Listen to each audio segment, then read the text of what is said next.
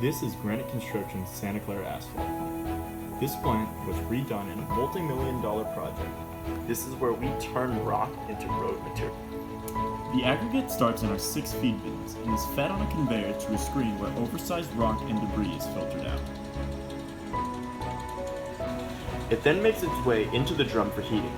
Recycled asphalt also is fed to the drum from 2 other feeders.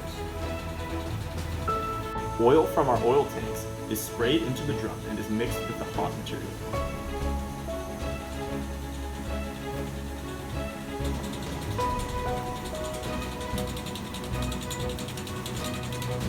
The asphalt then makes its way out of the drum, up the drag slab, and into the silos.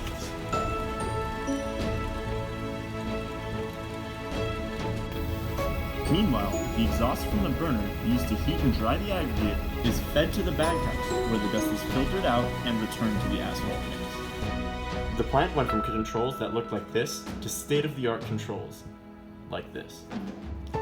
This new plant allows us to produce asphalt using more recycled asphalt material, exemplifying Granite's commitment to sustainability. This made this plant the first asphalt plant to be a California certified green business. What you see coming from our stack is steam, not smoke. I worked on the startup of this plant and worked at many others as well. I implemented safety measures and ensured permit compliance with many permits.